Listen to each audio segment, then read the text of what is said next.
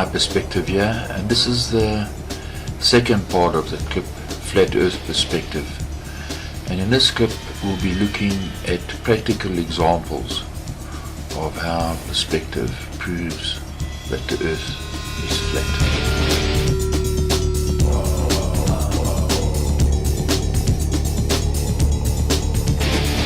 So some people will say that the horizon is not always at eye level. For example, this image, the horizon is by the ankles. So remember that the horizon line could be at the level of the photographer or at your eye level. So I can't expect a horizon to be at the level of these mountain climbers.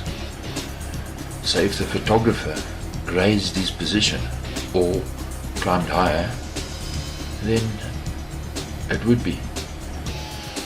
So it depends on where the photographer is when he took the image. He might have been below them or above them when he took the photograph. So here we have two images. The horizon is at the same level for the photographer, and some people are above the horizon and some people are below the horizon.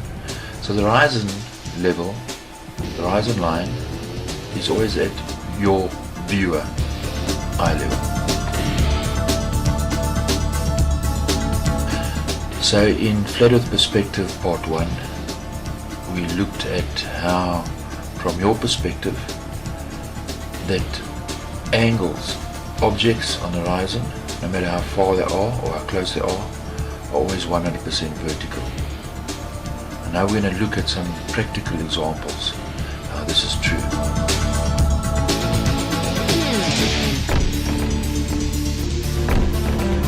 So this is the Khalifa Tower in Dubai, the tallest building in the world. And even at a distance, the tower is always completely vertical. So no matter how close you are to the building, how far away you are, it's always vertical. And that building is made up of layers. It's stepped. Those steps stay at that same angle. So it's not just from the shoreline, but it's as you elevate your position above the grid, the floor line. That building is always completely vertical.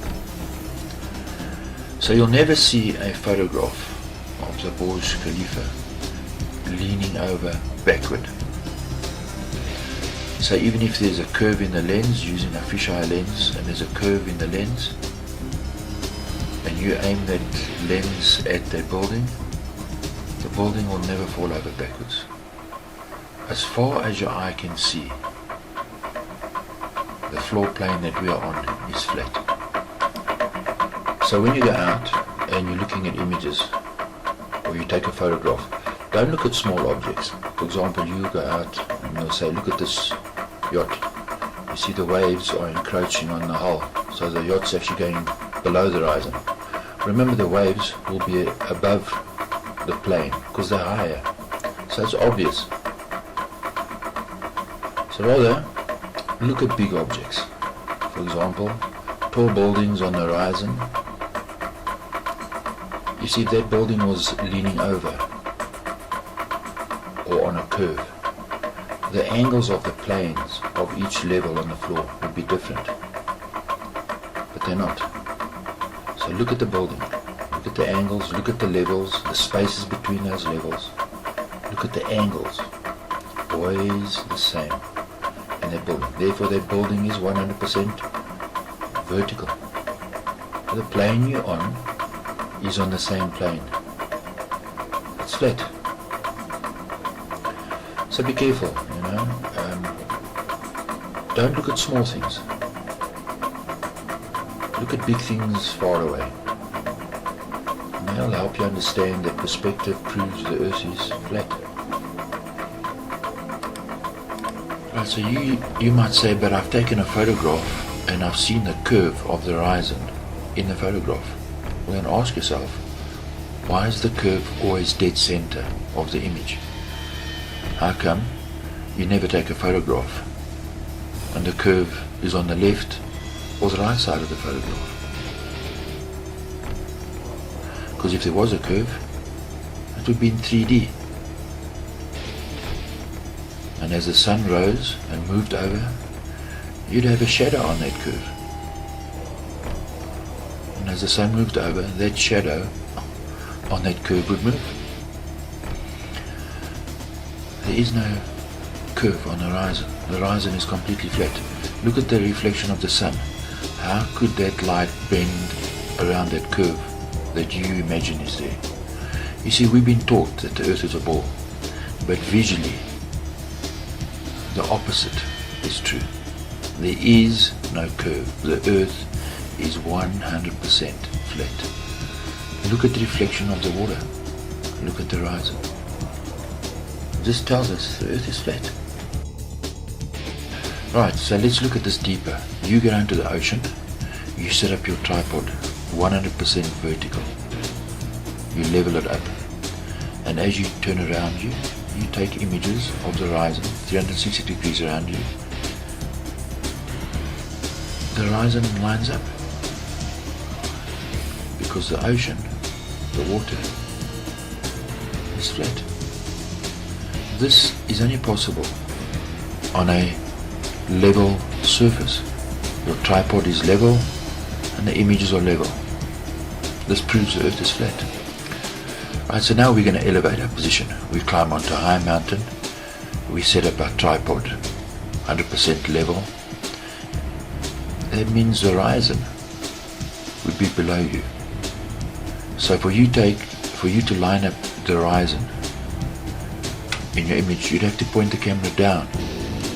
And then as you rotate it 360 degrees around you, well, you'd be pointing your camera in the sky. It would be impossible for you to take a panorama with a leveled tripod 360 degrees around you. So even from your elevated position on a high mountain, the horizon is still at your eye level. It proves the earth is flat. And you elevate your position even higher on a balloon. The horizon is still at your eye level. The buildings underneath you always vertical to your perspective.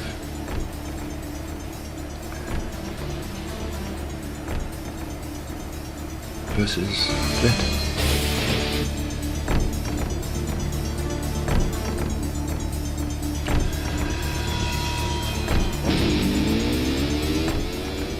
And you go into a valley, you drop your perspective, no matter what your perspective is. The mountains and the clouds far away don't change their angle. They maintain the angle around you. Now we have to open our eyes and look at these things, because this is the real world we live in. So we've been taught that the earth is a ball, but our perspective and our senses tell us that the mountains stay the same angle. The clouds, as we drop down, we climb down a mountain, waterfalls fall at the same angle, clouds at the same angle, cliff faces stay the same. And if we were to drop our eyesight down and look down into valleys, the perspective stays the same.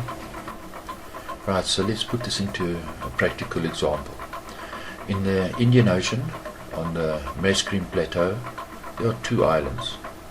Island on your right is the island of Mauritius, and on the left is the island of Reunion. The distance between the two is 230 kilometers. Now the locals on the island of Mauritius will tell you that you can take a photograph of the island of Reunion, and they recognize the silhouette of the island of Reunion. Well, how is this possible? And the mountains aren't falling over. They're the same. They recognize that outline. Now on the island of Reunion, and you don't have to climb to the high mountains and the volcano in Reunion Island. If you elevate your position slightly in the buildings and the houses, and you have a binoculars, they can see the aeroplanes landing at night time at Plaisance Airport in Mauritius.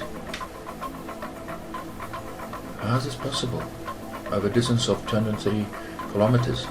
Here's an article from a tourist magazine that talks about this, discusses it. It says yes. And they'll tell you that it's a mirage, but it's at night. How is that possible? And I say that during 1989, during a violent cyclone, they had a perfect view of the islands of Reunion from Mauritius, and that you can see Mauritius from Reunion, and you can see the aeroplanes land. The locals know this. How is this possible on a ball Earth? Now look at this image. I want you